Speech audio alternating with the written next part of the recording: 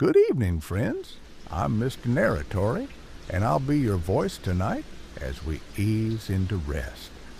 If these videos help you unwind, take a moment to like and subscribe. It really supports the channel. And I'd love to know, where in the world are you listening from, and what time is it for you right now? Drop it in the comments below. Now, get comfortable. Close your eyes if you'd like, because it's time for tonight's story. The envelope had no return address, just my name, handwritten in that shaky quill pen kind of way you only see on old gravestones or fake wedding invitations. Postmarked from a town I'd never heard of, Carrion Ridge, Kentucky. Inside, a single sheet of yellowed paper, smelled like iron and pine, to the blood of Eloise May Ashcroft. She has returned to dust, as is her debt. And now, you are summoned to Carrion Ridge. Come alone. 7 nights. Bring no one. Speak to no law. We await your presence beneath the roots. The passage opens at dusk. At the bottom, a symbol, burned into the paper knot, drawn. A circle of thorns surrounding a black sun with 7 teeth.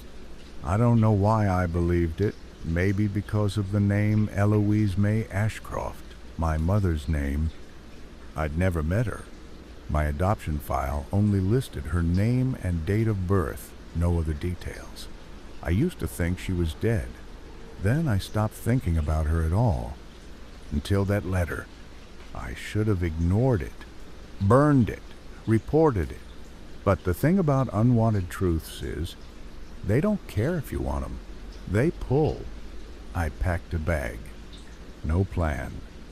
Just the keys, the letter, a burner phone, and the part of me that still wanted to know who she was and why someone would summon me like a dog across state lines. It took me 11 hours to reach the edge of the Appalachian foothills. The last gas station on the map was an old truck stop that looked like it had been abandoned mid-conversation. Lights flickering, sign cracked, no one inside. Only one pump worked, and it coughed diesel like phlegm. I asked the old man behind the counter if he'd heard of Carrion Ridge. He looked up from his newspaper, didn't blink, just said, "The road finds you if it wants to," then handed me a bottled water that I didn't ask for. "Won't be cold up there, take it." When I turned back, the newspaper in his lap was open to the obituary page. And at the top, Eloise May Ashcroft, died last week. The date of death? 7 days ago. The road wasn't on GPS, but the closer I got, the clearer it became. A narrow 2-lane cut through dense trees. The pavement turned to gravel. The gravel turned to dirt. The dirt turned to a path that didn't exist unless you were already on it. No signs. Just black trees. No birds. The sun didn't set. It just dimmed. I hit the ridge around 6:43 p.m. The forest opened, and Carrion Ridge stood there like it had waited for me. Old houses, Victorian and sagging. A church with no cross. A field of scarecrows that had no eyes. People watching me from porches. Still. Quiet. Not smiling. Not welcoming. Just waiting. I pulled up to the general store. A woman stood outside in a black apron. No name tag. "New blood," she said, before I even stepped out of the car. "You look like her." "Eloise?" I asked. She nodded once, then added, "You should know. The first night starts when the crows come. You'll hear them." I wanted to ask what that meant. But I turned, and behind me, the sun was gone, and the crows were already landing on the church roof. 1, then 3, then 7. I was given a room at the inn. No one asked for ID, just handed me a key with a tag marked 7. The room was clean, too clean, like it had never been used, or had just been emptied. There was one item on the nightstand, wrapped in cloth. I unwrapped it. A small deer skull, hollowed, polished, and burned with that same 7-toothed sun. Inside the mouth was a note. She screamed on the third night, "You will not." I didn't sleep. At 3:17 a.m., I heard it, scratching behind the walls. Footsteps in the ceiling. And the crows, they were perched on my windowsill, watching, breathing. One of them opened its beak and whispered, "You are the 7th." I didn't sleep. The crows didn't blink. When I finally moved around 6 a.m., they scattered like they'd been waiting for that exact second. I showered. The water came out brown for the first 10 seconds, then clear. No soap, no towels, just a single robe in the closet black with a sun and teeth symbol stitched in red across the back. The same symbol from the letter.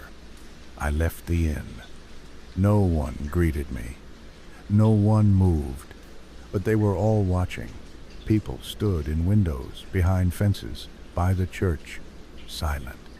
Like a town rehearsing a funeral no one wanted to attend. At the center of Carrion Ridge was a large oak tree, older than the buildings, its roots bursting through cracked pavement. The base was surrounded by 7 stone stools. One was empty. The rest were occupied. I didn't speak. I didn't need to. They motioned to the 7th seat. I sat. A man in priest-like robes stood, thin, bald, smiled without warmth. "You are the final name," he said. "The line is whole." I opened my mouth. "I don't know what that means." He raised a hand. "You were called. You came. That is consent enough. Blood calls blood, and hers has been poured. Now, yours must follow." From beneath his robes he produced a knife, long, bronze, etched with the same symbol as the robe. He stepped forward, took my left hand before I could pull away. A woman across the circle grabbed my shoulder. Another held my wrist. I tried to stand. Too late. The blade kissed my palm, quick, deep. My blood hit the roots of the tree. The priest chanted something in a language I'd never heard but somehow understood. 7 bloodlines, 7 veils, 7 nights, 1 return. The blood soaked into the roots like they were drinking it. The cut stopped bleeding instantly. I looked down. The wound was gone. Only the symbol remained scarred into my skin, like it had been there all along. The priest smiled wider. "You may begin the trials tonight. You have until the 7th sunset. What happens then?" I asked. He didn't answer. No one did. They stood in unison and walked away. Back at the inn, someone had left a meal in my room. Bread, water, a boiled egg. I threw it all away. I didn't trust anything here. My palm still burned, but there was no wound. Just the symbol.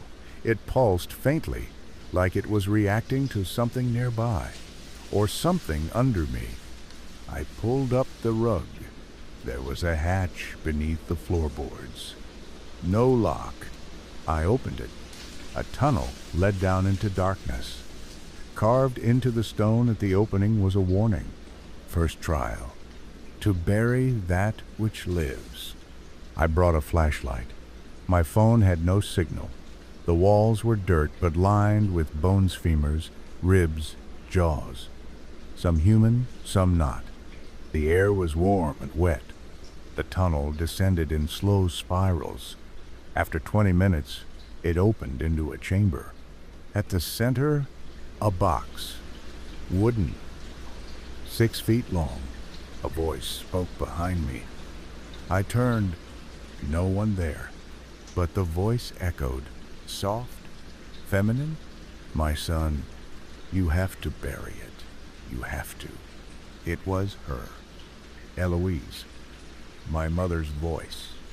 I stepped forward, opened the box. Inside wasn't a body, it was me. Eyes closed, lips moving like it was whispering in its sleep. I reeled back.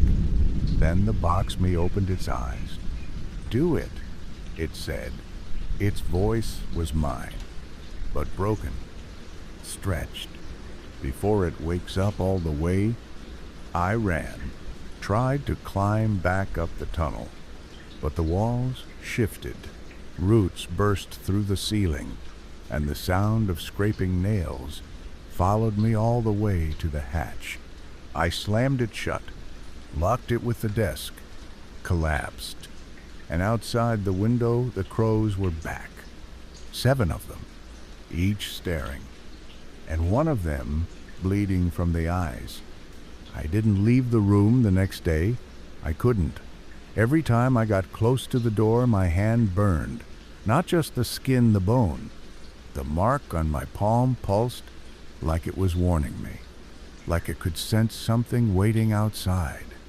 I stayed curled in bed, holding a knife I found in the inn's kitchenette, even though I didn't remember checking the drawer, even though I hadn't eaten anything since the night I arrived.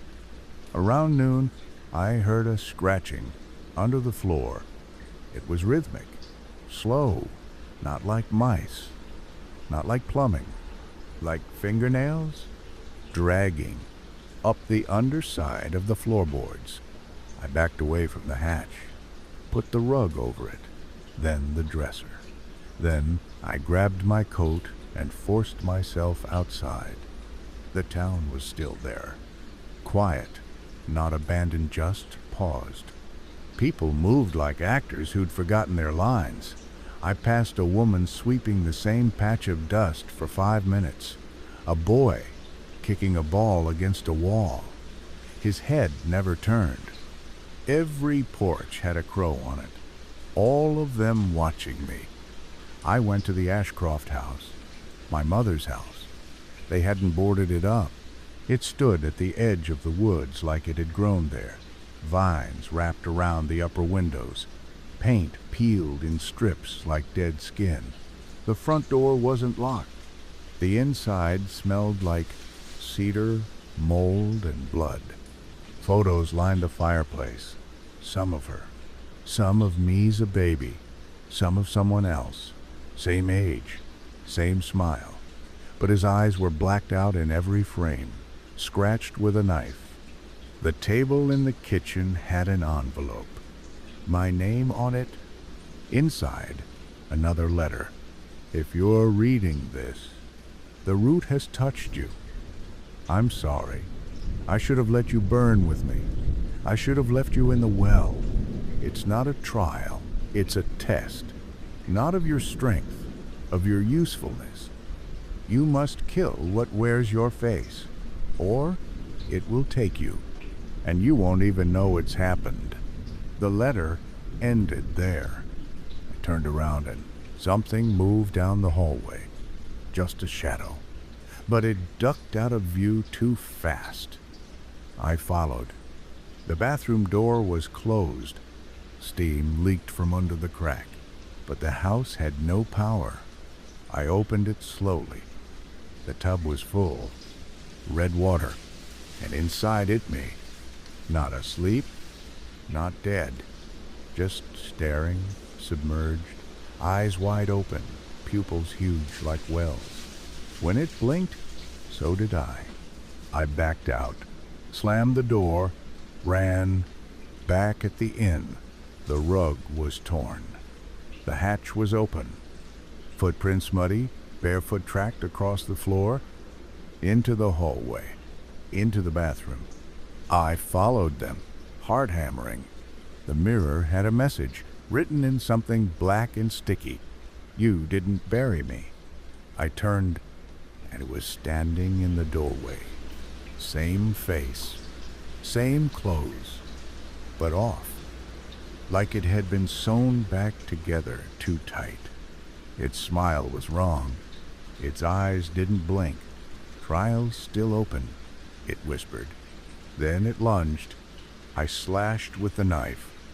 It didn't bleed, just staggered back, laughing.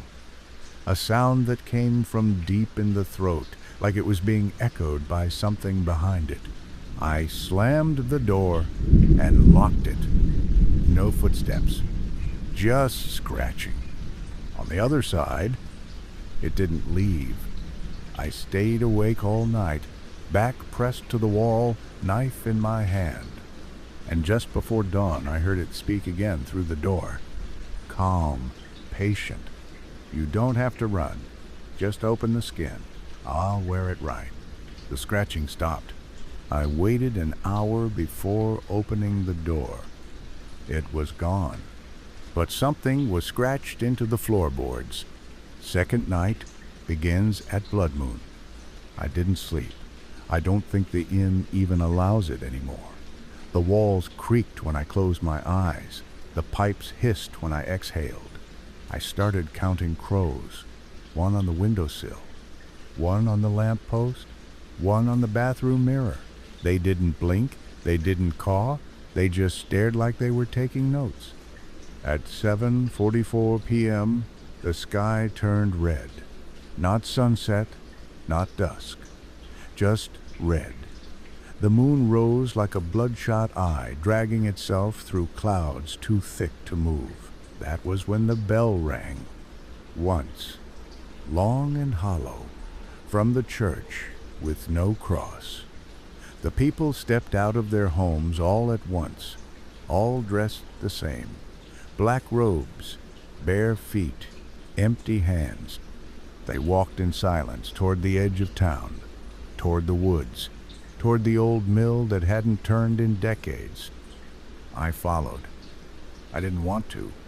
My legs just obeyed. The mill was lit from within. Candles, torches. A long wooden table stretched through the center. Plates already set, cups already filled, each chair carved with a symbol. The seventh chair mine had the sun with teeth again. I sat. No one looked at me. The priest stood at the far end, hands folded. His robe was wet with something dark. "Tonight we honor the second night," he said. "Tonight we taste the borrowed flesh." Everyone at the table bowed their heads, except me. Plates were filled, not by servers, not by movement. They just filled. Steamed meat, red broth, bread soaked in something thick and black. They began eating in total silence. I didn't touch mine. The woman next to me leaned in. "You won't be asked again," I whispered. "What is it?" She smiled. "Whatever came before you." I stood. All heads turned. No anger, just unity. The priest spoke again. "You are the seventh line. The body must accept the taste."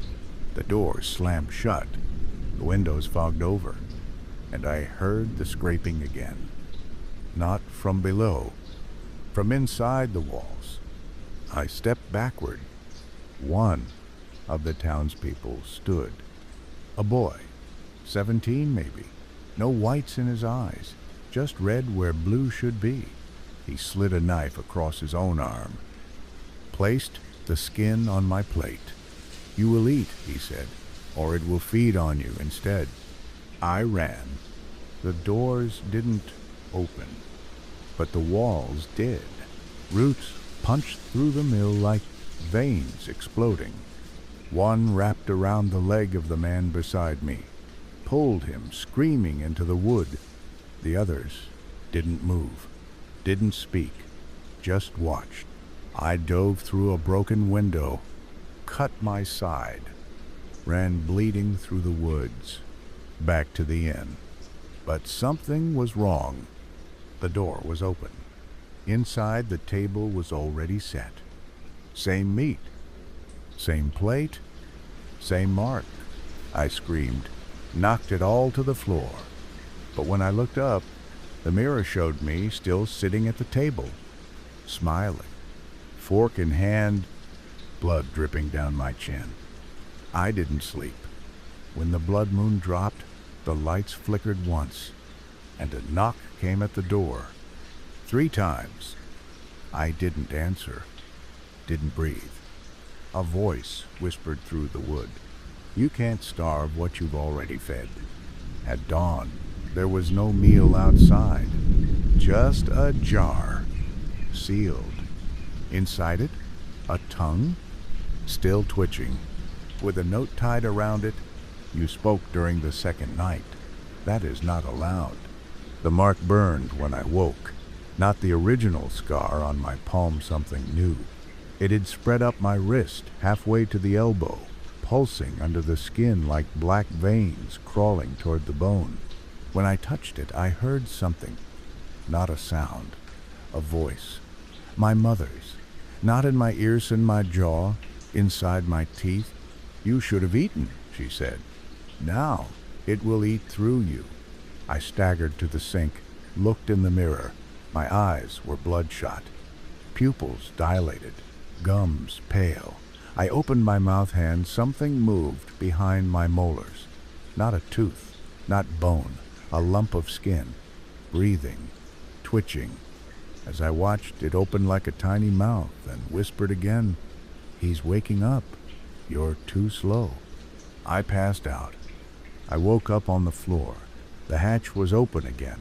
This time, no footsteps, just air, cold and dry, rising like the tunnel was exhaling. The dresser had been moved. My knife was missing. There was a crow sitting on the windowsill. It didn't leave when I stood.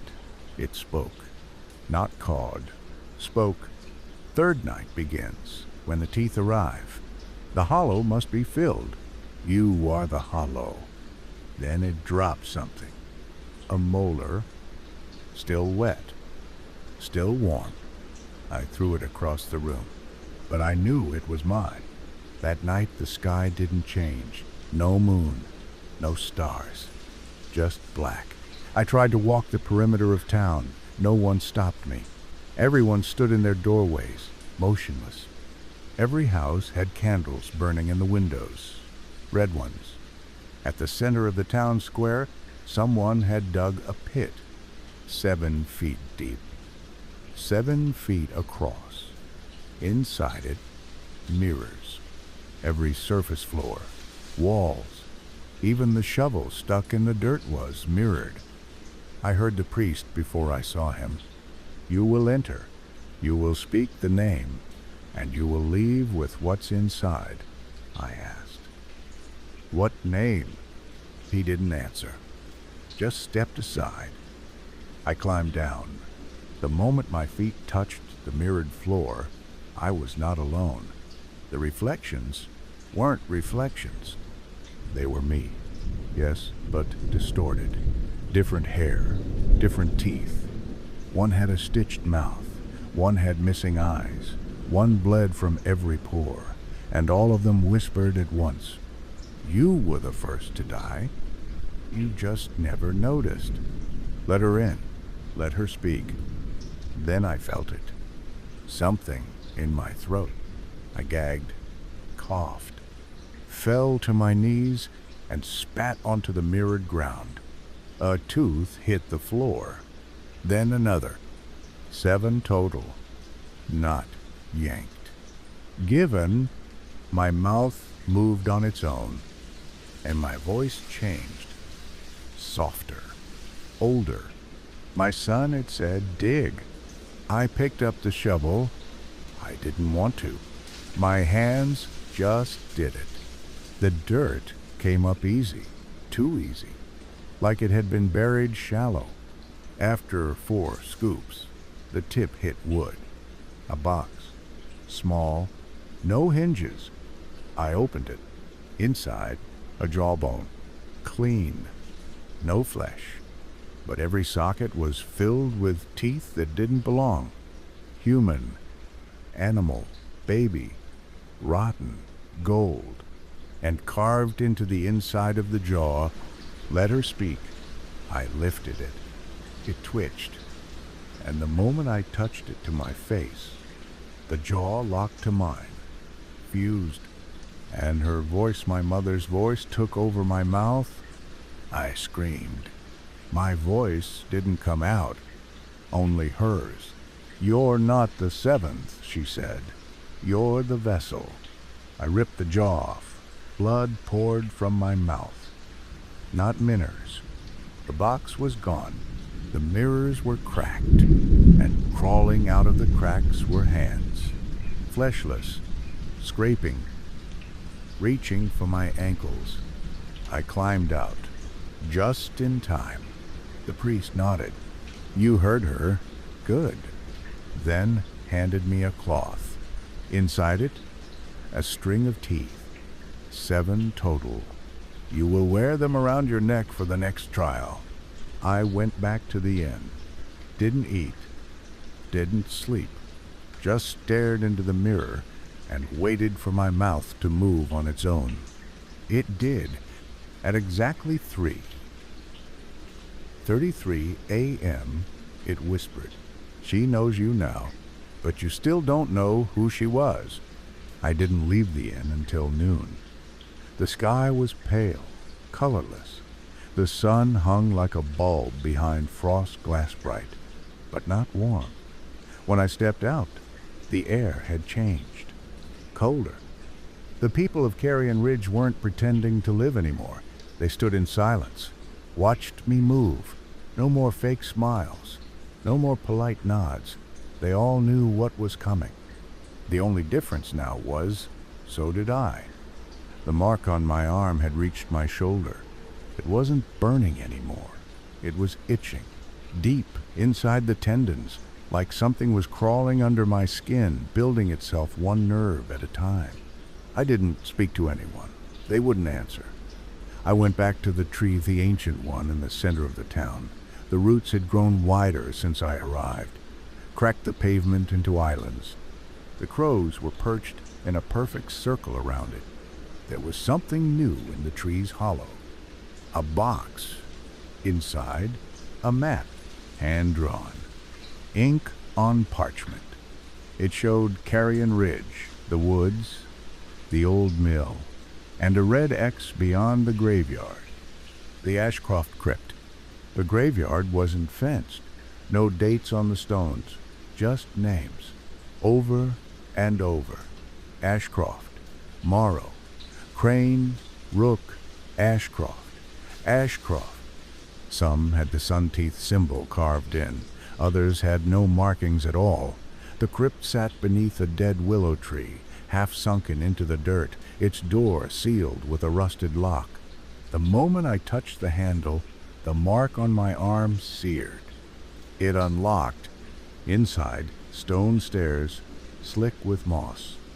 The air was wet and thick like breathing through someone else's mouth. I lit a match. The walls were covered in script. Not English, not Latin. Something older. It twisted when I tried to read it. At the bottom was a single tomb. Eloise May Ashcroft, 1971. The date wasn't finished. Next to the stone was a chair, and in the chair her coat, still wet, still warm. Something inside the pocket moved. I reached in, pulled out a small book bound in skin, not leather. Skin. The clasp was a human finger curled into a hook. I opened it. Every page was written in her hand. Spells, symbols, warnings. He lives beneath the 7th vessel. If you see your own shadow blink, run. The ritual doesn't end with fire it, begins with hunger. The last page was smeared in blood. I couldn't kill him. I couldn't finish the trial. He found me first. He climbs. I heard it before I saw it. Scraping, clawing, stone cracking behind the wall. I stepped back. The tomb trembled. Dust fell from the ceiling, and then fingers, thin, gray, slid between the cracks of the back wall, nails like bone needles, scraping the script off the stone. I ran, fell halfway up the stairs. Something breathed behind me, low, animal, but not fast, patient. I didn't stop until I reached the graveyard. Behind me, the crypt door slammed shut on its own. The willow tree above it was bleeding. Thick, dark sap poured down the bark and soaked the soil. The priest was waiting by the gate. He didn't speak. He just handed me a candle made of something soft and waxy and said, "Tomorrow night you will descend again. This time, he'll be waiting upright." Back at the inn, the string of teeth had wrapped itself around my wrist. Tighter. Every time I looked away, the knot changed. The teeth were reshaping, pointing inward. I looked in the mirror. For a second, just a second, I didn't see my reflection. I saw my mother wearing my face. And behind her, the crypt, still open, still whispering. I didn't want to go back underground. Every inch of me fought it. My hands shook. My blood felt too thick. The skin around the mark on my shoulder had started to peel just slightly, like it was shedding. Underneath, something darker was pushing through. I knew what they wanted. The priest hadn't said it, but his eyes did. This was the night someone didn't come back. At sundown, the townsfolk gathered again. Not at the church, not at the table, at the roots of the tree, the one I bled on, the one that had grown larger every day. The priest pointed without speaking. To the path, the woods opened like a curtain. The trail led back to the crypt. No one followed, but I heard footsteps behind me anyway. I walked fast. They matched. I stopped. They stopped. But no one was there. The crypt door was gone. Just a tunnel now wide open, black as a slit throat. The same ash smell filled my nose, like burnt teeth and wet paper. I lit the candle they gave me. It flickered red, not from wind, from breath. The tunnel had changed. No longer stone, now flesh. The walls were soft, damp, ribbed like a throat. I walked for 10 minutes. At the end, a door made of bone. 7 skulls built into the center. One was mine. Not metaphorically. It had my broken incisor, the chip I got in 4th grade. The mouth of the skull opened when I touched it. "Come home," it whispered. I stepped through, into the ash chamber, a circular room. Black dust covered everything. Piles of teeth, torn fabric, symbols burned into the floor. And in the center, a body, kneeling, covered in robes, stitched from skin. It spoke, but not in words, in my voice. "I failed the 4th trial," it said. "So you were born." It raised its head. It was me, again. But this one smiled with my mother's eyes. "You should have eaten. You should have buried me. But now, we'll trade." I raised a candle. The flame roared. The figure screamed not in pain, but joy. It stood. Bones cracked backward as it rose. "You are hollow now. Let me wear your voice." It lunged. I dropped the candle, grabbed a femur from the floor, swung. The candle rolled lit the dust. Ash ignites. The chamber burst into flame. The figure shrieked, face bubbling. still wearing mine, still sounding like me. You can't burn what isn't flesh. I ran. The fire didn't follow, but the voice did. Through the tunnel, up the stairs, behind my ears. You are the hollow. You are the shell. I will speak through you by the sixth night. I made it back to the tree, collapsed at the roots. The townspeople stared. The priest knelt beside me and wiped blood from my mouth. Not mine, my child, he whispered. You've spoken in 2 tongues. That's rare. He tied the string of teeth tighter around my wrist. You have passed the 4th trial, but you have been marked by the reversed. I asked him what that meant. He only said, don't let your reflection speak tomorrow. If it does, slit your throat before you answer.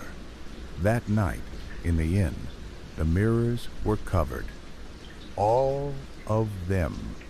Every room, every hallway, sheets nailed in place. One had a note pinned through it, written in my handwriting. It already knows what you sound like when you scream. I tried not to look at my reflection. I smashed every mirror in the room. But that wasn't enough, because the reversed doesn't live in mirrors. It uses them. By morning, I couldn't trust anything with a surface. The window panes, the puddle outside, the blade of the knife I kept beside me. All of it showed me, but not at the right angle, not blinking at the right time, not breathing when I did. At 11:07 a.m., the mark on my arm pulsed once and stopped moving. The spreading had reached my collarbone. The skin was splitting on its own now, small flaps opening and closing like gills. Underneath, teeth, forming. The priest didn't appear today, only a crow. It tapped once at the door, dropped something, a shard of mirror. Wrapped in black cloth, the note read, Trial 5. The voice you must silence. Do not speak. Do not listen. Let it wear itself out. If you answer, it enters. At dusk, the sky cracked. I mean that literally. It split like old skin, and something blinked through it. One great eye, wide and silent, red as burning bone. The bell rang 5 times, slow, and then the whispers began.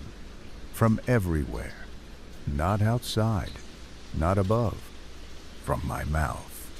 Not words, imitations. It was practicing. I locked myself in the inn cellar, sat on the dirt floor, knife in one hand, cloth in the other.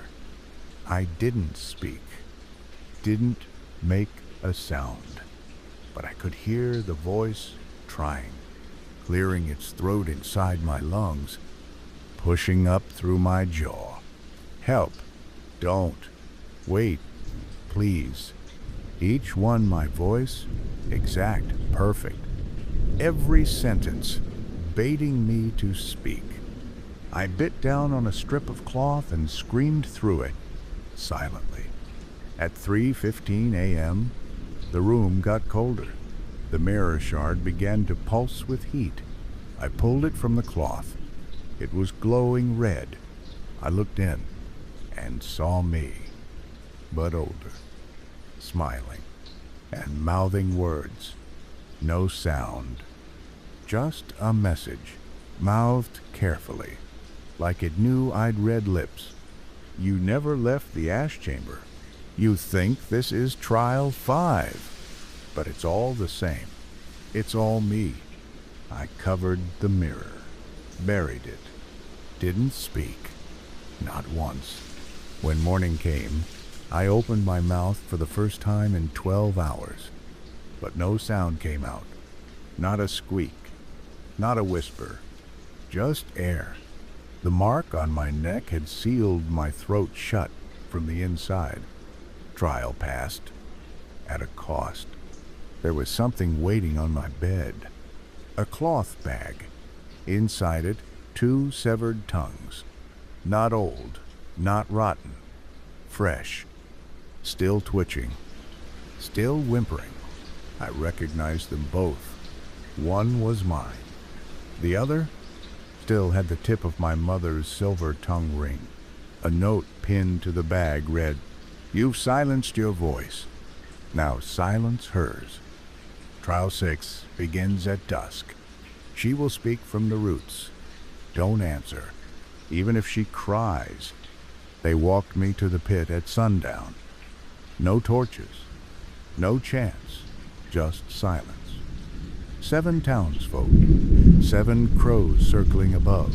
The priest stood at the edge and looked at me like he'd known me my entire life. Maybe he had. He spoke for the first time without ceremony. "Your mother opened a pit. She fed it.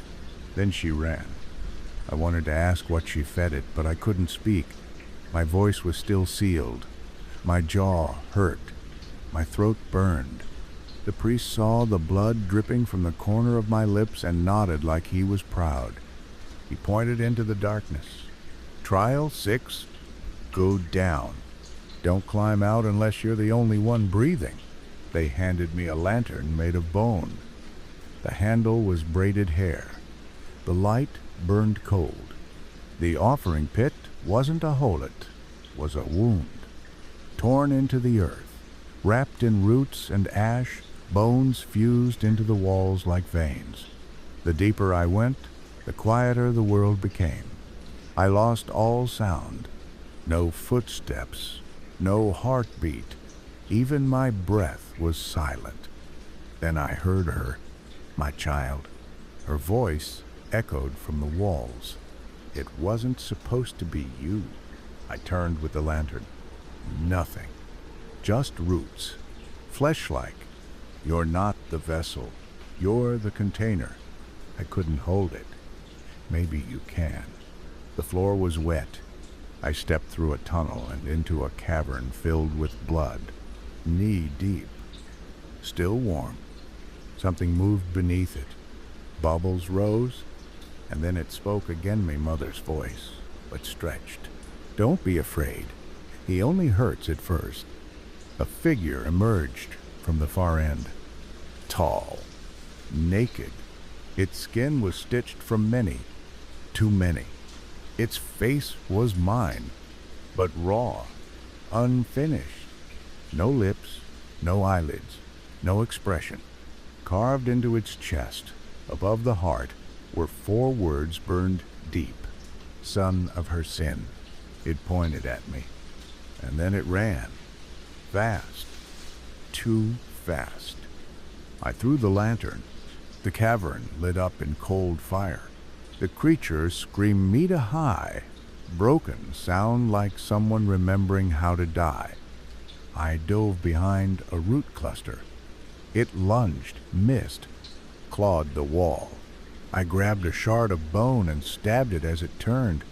It bled tar, grabbed my face, looked me in the eyes, and whispered in my mother's voice, "Let me in, and I'll tell you everything." I screamed through my sealed throat. The blood in the pit responded. It surged upward, swallowing us both. I woke in darkness. The creature was gone. The cavern was dry. A symbol had been carved into my forearm during unconsciousness, 7 circles around a single eye. The mark was complete, and in the dirt next to me, a letter, written in my mother's handwriting. "If you're reading this, it shows you." I was too weak. I wanted to save you, but instead, I fed it everything. My voice, my dreams, even your name. That's what it needs to take the body or name. I turned the page. There was more. A single word, written in blood. My true name. the one I'd never told anyone. And behind me, a voice repeated it, over and over and over. Mine. The sun didn't rise. The sky just hung gray and still, like it was too tired to finish the week. I climbed out of the offering pit alone. My hands were shaking. My legs barely worked. But I was still breathing, barely. The townspeople were already waiting for me. They lined the square in rows, all wearing red robes this time. No faces shone. Each carried a candle unlit. The priest stood on the church steps. He wasn't dressed like before. His robe was open at the chest.